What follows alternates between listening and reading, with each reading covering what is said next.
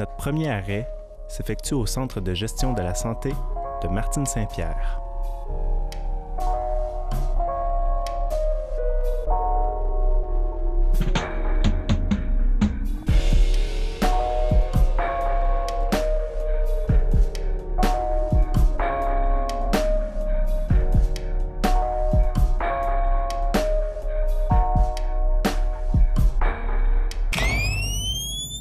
Prendre sa vie en main complètement pour arriver à vivre ses rêves à soi-même au lieu de vivre les rêves des autres. C'est comme ça que je voyais l'entrepreneuriat.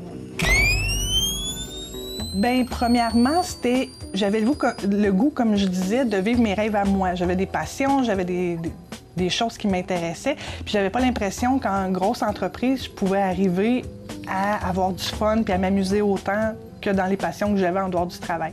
Donc, je me suis dit, pourquoi pas relier tout ça ensemble, puis justement partir, avoir mon propre horaire, c'est ça, avec concilier la famille et tout ça.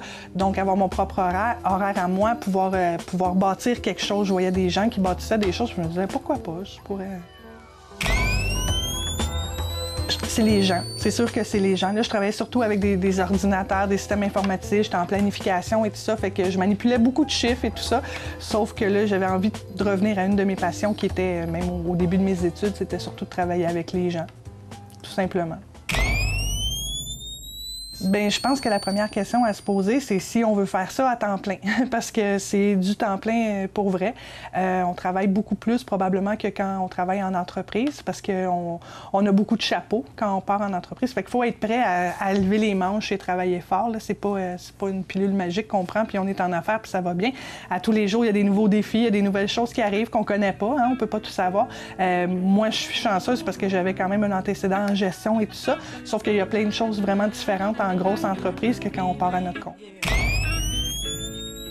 On offre la naturopathie, l'hypnothérapie. On montre aussi un programme Hypnovie qu'on travaille avec le Dr Fizet ici à la clinique familiale de Châteauguay pour enseigner aux mamans à accoucher en transe hypnotique. On offre le Reiki, les formations et les soins Reiki. J'ai aussi quelqu'un qui travaille en soins des pieds, soins des mains, les pédicures, les manicures et tout ça. On travaille aussi conjointement avec une massothérapeute, avec une ostéopathe pour le moment. Ils ne sont pas ici à temps plein, sauf qu'on essaie probablement d'ici la mi-octobre d'avoir ces gens-là avec nous.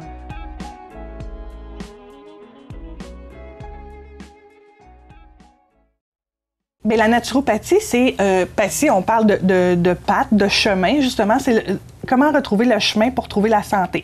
La santé étant un état naturel de la personne, quand il y a maladie ou quoi que ce soit, c'est parce qu'il y a un débalancement quelque part. Donc, moi, ce que je fais comme naturopathe, c'est essayer d'aider les gens à retrouver ce chemin-là, par les habitudes de vie, par la nourriture, par l'exercice, par des choses comme ça. Fait que c'est un peu un coach, si on veut, pour retrouver la santé aux gens. Donc, j'offre plusieurs choses. J'offre des programmes, j'offre aussi des produits naturels.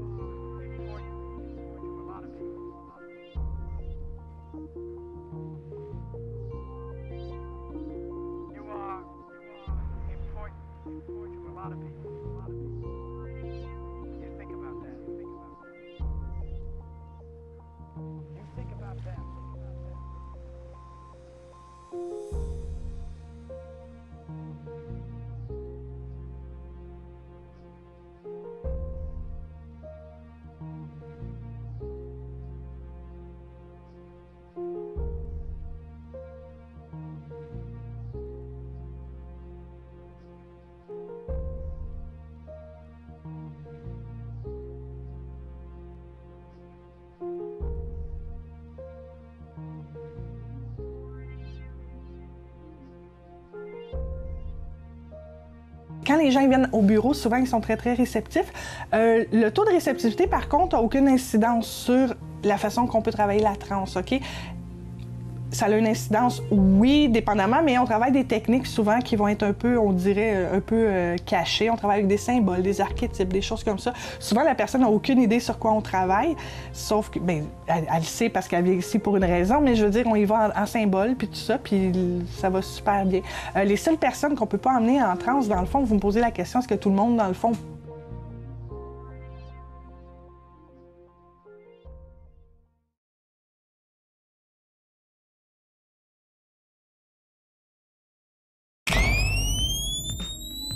bien, moi, mes projets à long terme, c'est sûr que j'aimerais ouvrir un gros centre de gestion de la santé qui irait chercher des ostéopathes. J'aimerais avoir une massothérapeute avec toutes les thérapeutes qui sont là.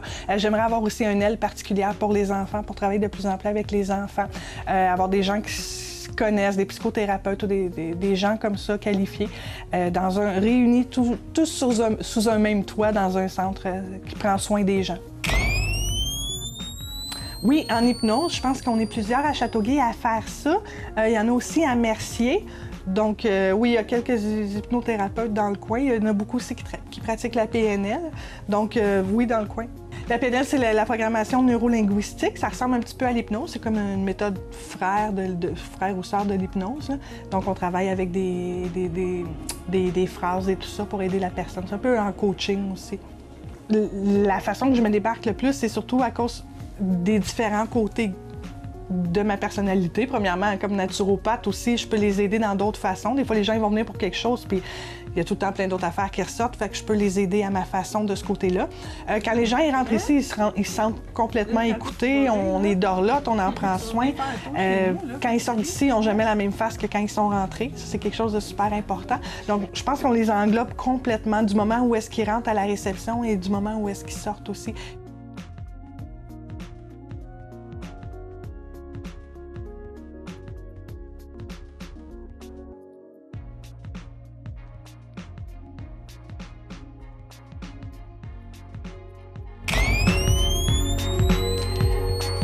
Probablement pas, parce qu'il y a beaucoup de gens très persévérants qui réussissent pas dans quelques domaines que ce soit.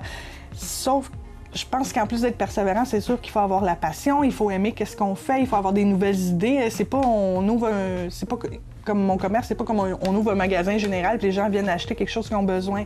Il faut continuer à promouvoir, il faut continuer à ce que les gens aient envie de venir prendre soin d'eux. Il faut faire comme le marketing, des choses comme ça. Donc, il y a beaucoup de choses à voir. C'est un champ libre, mais c'est des couteaux tranchants. Il faut faire très attention parce que souvent, on est porté à prendre tous les rendez-vous et tout ça. Donc, on travaille le jour, on travaille le soir, on travaille les fins de semaine. Là, ce que j'ai fait, moi, je suis allée chercher mes priorités. J'ai fait comme, oui, je travaille quelques soirs par semaine, des fois 3 à 4 soirs, mais je garde les fins de semaine, par exemple, fermées, justement. Parce que sinon, c'est facile de rentrer dans le jeu puis de pas arrêter. Bien, je pense qu'il faut avoir la tête dure. Je pense qu'il faut aussi se faire confiance, partir avec ses convictions, partir avec tout son bagage et tout ça, puis oser se lancer. Je pense que entreprendre quelque chose, c'est surtout oser. Puis c'est ce qui est le plus dur, c'est comme la petite ligne à dépasser, justement. Fait que je pense que c'est surtout ça que ça prend. Puis ensuite de ça, justement, c'est d'avoir des projets à long terme. Le court terme est très facilement accessible quand on part une nouvelle entreprise, sauf qu'il faut voir à long terme. C'est là, je pense qu'on peut aller chercher des stratégies gagnantes pour pouvoir continuer à vendre. Bien, je pense que le meilleur conseil, c'est probablement d'être persévérant parce qu'on n'y arrive pas comme ça. Je pense qu'on voit beaucoup de compagnies qui partent sur un nouvel élan et tout ça, puis beaucoup de compagnies aussi qui ferment après pas longtemps. Fait que je pense que c'est vraiment d'être persévérant puis de continuer de vivre ses rêves, de vivre ses projets. Puis des fois, on peut partir dans quelque chose puis ça marche pas super bien, mais on essaie d'autres choses puis ça va mieux. Donc, je pense que le secret, c'est d'être persévérant, tout simplement.